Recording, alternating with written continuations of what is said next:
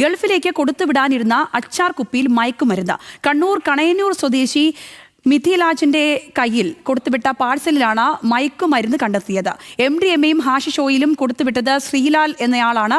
വിവരങ്ങളുമായി കണ്ണൂരിൽ നിന്ന് നിഖിൽ അളവൂരുണ്ട്. നിഖിൽ, എന്താണ് ഈ സംഭവം? ഈ ശ്രീലാലും കൊടുത്തുവിട്ട ആളാണ് ശ്രീലാലും ഈ ഇത് പാഴ്സൽ കൊണ്ടുപോയ ആളും തമ്മിൽ എന്താണ് ബന്ധമൊക്കെ ഉള്ളത്? മറ്റു വിവരങ്ങൾ എന്താണ് ഈ ഘട്ടത്തിൽ പുറത്തു വരുന്നത്?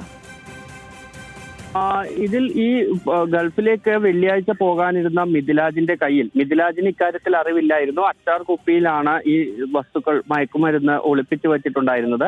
അങ്ങനെ ഒളിപ്പിച്ച് വെച്ചതിന് ശേഷം ഒരു കുപ്പിയിലാക്കിയ അച്ചാർ മിഥിലാജിന്റെ കയ്യിൽ കൊടുത്തയക്കുകയായിരുന്നു. ഗൾഫിലുള്ള മറ്റൊരാൾക്ക് കൊടുക്കണമെന്ന് പറഞ്ഞുകൊണ്ട് ശ്രീലാല് ഈ മിഥിലാജിന്റെ ഒരു അയൽവാസിയുടെ കയ്യിൽ ഇത് കൊടുക്കുന്നു. പിന്നീട് ഈ കുപ്പി ഗൾഫിലേക്ക് കൊണ്ടുപോകാനുള്ള വസ്തുക്കൾ തയ്യാറാക്കുന്നതിനിടയിൽ ഈ കുപ്പി ശ്രദ്ധയിൽപ്പെട്ടു.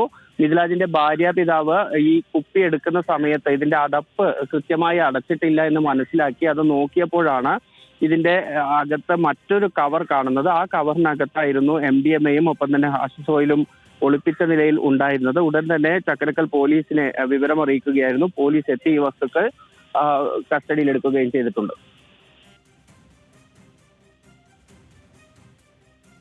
ശരി, കണ്ണൂരിൽ നിന്ന് നിഖിൽ അളവൂരാണ് വിശദമായ വിവരങ്ങൾ പങ്കുവച്ചത്.